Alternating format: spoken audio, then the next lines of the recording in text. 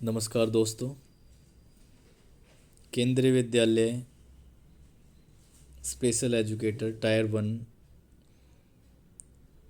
Clear करने पर आप सभी को हार्दिक बधाई। और साथ ही टायर 2 में अच्छे नंबर से लीड लेने के लिए और एक निर्णायक मैच के लिए तैयार होने के लिए अग्रिम शुभकामनाएं। अब अगर हम बातचीत करें कि टायर 2 में किस तरह से लीड लें, क्योंकि अभी तक तो आपका थोड़ा रास्ता आसान था, लेकिन टायर 2 जो है वो अब आपके लिए एक चैलेंजिंग टास्क होने वाला है। क्योंकि अब इसके अंदर है cream cream in the sense, जो एक वैकेंसी पे 10 को जो पास किया है वो सीरियस कैंडिडेट हैं। एटलीस्ट जो 6 कैंडिडेट हैं या 7 कैंडिडेट हैं एक वैकेंसी पर, वो अपना पूरा जोर लगाएंगे, क्योंकि अपनी नौकरी से बस एक कदम दूर हैं। एक कदम दूर मैं इसलिए बोलूँगा क्योंकि 85% की जो वेटेज है केवीएस में वो आपके इस रिटन एग्ज़ाम की है। और इसका सिलेबस जैसा कि आप देख सकते हो सामने, पार्ट ए और पार्ट बी में पूरी तरह से डिफ़ाइन कर रखा है। और जैसा कि अब आपके पास विचार करने के लिए और अपने स्ट्रेटेजी और तैयारी करने के लिए समय का काफ़ी अभाव है, इसलिए आप सबके लिए अच्छा यह रहेगा कि आप अपनी तैयारी को एक स्मार्ट स्ट्रेटेजी से और अच्छे तरीके से एक सही डायरेक्शन में करें, जिससे आप अपने इस पार्ट बी की तैयारी को समग्र रूप से तैयार कर सकें और इंटरव्यू में भी इसका बेनिफिट हो सके। यानी हम इस तरह से तैयारी करें कि जो हमारे मल्टीपल डायमेंशन है वो पूरे हो जाएं। इस तैयारी को लेकर मैं विपिन कुमार आज आपको कुछ समझाने वाला हूँ कि हम इस तैयारी को कैसे कर सकते हैं, जो आपके लिए हो सकता है बेनिफिट रहे और आप उसको आप देख सकते हो सामने। जैसे कि हमारा ये पार्ट सेक्शन ए है। इस सेक्शन ए में आप देखोगे understanding disability, growth and development. ये आपको 1 2 3 4 ये 4 टॉपिक दे रखे हैं, जिनसे ऑब्जेक्टिव क्वेश्चंस बनेंगे। 60 ऑब्जेक्टिव क्वेश्चंस बनेंगे। अब ऑब्जेक्टिव क्वेश्चंस के लिए इनकी तैयारी करने के लिए आपके लिए सिलेबस तो डायरेक्ट यहाँ लिख रखा है, लेकिन ये कंप्लीट पढ़ना और समय काफ़ी है कम, क्योंकि साइड बाय साइड आपका जो पार्ट बी है इसमें से आपको सब्जेक्टिव की तैयारी करनी है। अगर आपको सब्जेक्टिव की तैयारी करनी है तो लिखने की आपको अच्छी से मेहनत करनी पड़ेगी। अब लिखने की मेहनत करने के लिए और कंटेंट रेडी करने के लिए आप इस समय मुझे लगता है पूरी तरह से भ्रमित हो।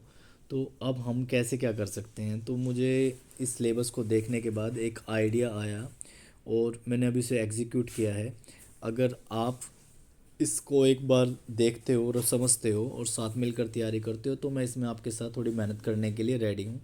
जैसा कि अब मैं आपको अपने पीडीएफ नोट्स में लेकर जा रहा हूँ। अब उसमें आप देखोगे कि ये जो हमारा टॉपिक है इंक्लूसिव एजुकेशंस में नंबर 1 टॉपिक, इंक्लूसिव एजुकेशन में जो नंबर 1 टॉपिक है diversity and inclusivity, meaning and concept, disability as a human diversity. इस टॉपिक को लेके कुछ नोट्स तैयार कर रहे हैं और उस नोट्स को हमने सब्जेक्टिव क्वेश्चन आंसर फॉर्मेट में रखा है, जिससे आपके जो सब्जेक्टिव पार्ट में जो आपको लिखना है वो देश से पूरा हो सके।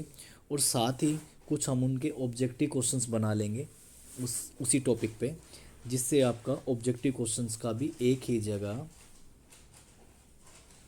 उद्देश्य पूरा हो सके। मैं मानता हूँ कि पार्ट बी में सिलेबस अलग दे रखा है, लेकिन जब इसके क्वेश्चंस फॉर्मेट होंगे, जब आपको कंटेंट उसके अंदर लिखना होगा, तो उसमें आपके पास फर्स्ट पार्ट ए से जो आपने लर्निंग कर रखी है उधर से आपको कंटेंट लिखने के लिए काफ़ी कुछ उधर जो मिलेगा, जिससे आप अपने आंसर को एक समग्र और एग्ज़ामिनर को इम्प्रेस करने वाला आंसर बना सकते हो।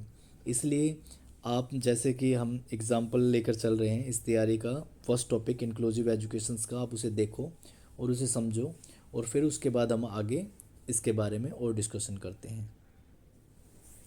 जैसा कि मैंने बताया था कि इंक्लूसिव एजुकेशन का जो हमारा फर्स्ट टॉपिक है, उधर से जैसे जैसे कंटेंट का पॉइंट्स उसमें जो पूछे गए हैं सिलेबस में, उसके अकॉर्डिंग हमने इधर से ये कि हाँ सब्जेक्टिव क्वेश्चंस फॉर्मेट कर दिए हैं।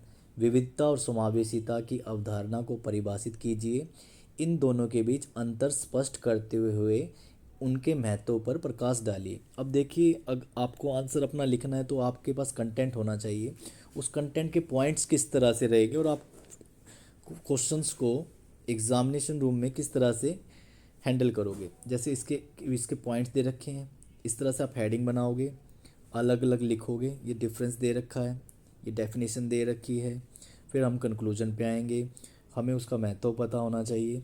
इसी तरह से देखो सेकंड पॉइंट, विकलांगता को मानव विविधता के रूप में कैसे समझा जा सकता है। विकलांगता के विभिन्न प्रकारों का वर्णन करते हुए इसके सामाजिक प्रभावों पर चर्चा कीजिए। हमारा थर्ड क्वेश्चन, विविधता की शक्तियों को कैसे समावेशिता के लिए उपयोग किया जा सकता है। विभिन्न क्षेत्रों में इसके लाभों के उदाहरण सहित समझाइए।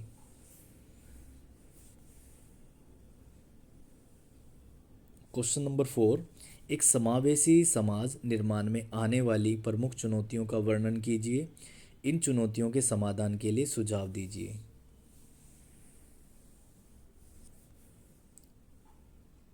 क्वेश्चन नंबर 5, शिक्षा क्षेत्र में विविधता और समावेशिता के कार्यान्वयन के लाभों और चुनौतियों पर चर्चा कीजिए।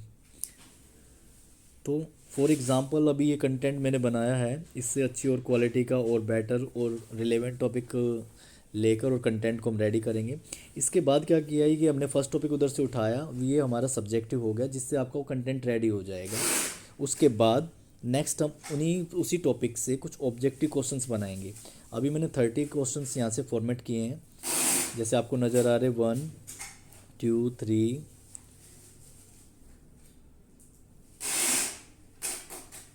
ऐसे करते करते हमारे लगभग में 30 क्वेश्चंस हैं और लास्ट में हम इसमें आंसर की अटैच किए हैं।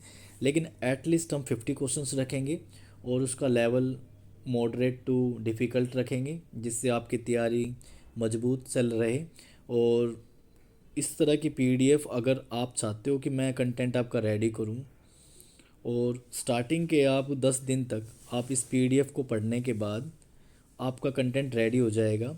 और लास्ट में या इस वीक के बाद अगर आप मेरे साथ जुड़ना चाहते हो तो मैं आपके जो सब्जेक्टिव क्वेश्चंस के आंसर्स के टेस्ट बना सकता हूं, और आप उसके जो आंसर्स को लिखोगे और मुझे भेजोगे और मैं उसको एवेलुएट करके उनके जो मार्क्स जो बनेंगे वो आपको शो कर देंगे, जिससे आपकी तैयारी विद इन टाइम आंसर लिखना और उसके जांचने की जिम्मेदारी मेरी है। और आपके जो मार्क्स जो सामने आएंगे, जो उसमें गलतियां रहेंगी, जो सुधार की ज़रूरत होगी, वो आपको बता दी जाएगी। अगर आपको ये पीडीएफ या जो कंटेंट या जो आइडिया सेकंड टायर को हैंडल करने के लिए अगर अच्छा लगा, तो आप मुझे मेरे व्हाट्सएप नंबर पर कांटेक्ट कर सकते हो, जिससे मैं अगर कुछ स्टूडेंट्स और ज़्यादा जुड़ जाते हैं तो एक कंटेंट को और क्वालिटी से और अच्छे तरीके से रेडी करके और 1-to-1 कन्वर्सेशन से आपकी इस विजय यात्रा में अपनी भूमिका जो मुझसे बन सकती है मैं उसे अदा करने के लिए तैयार हूँ। और आपको गुड विशेस देता हूँ कि जुलाई अगस्त तक आप अपने स्कूल में केंद्रीय विद्यालय में ज्वाइनिंग कर चुके होंगे। All the best.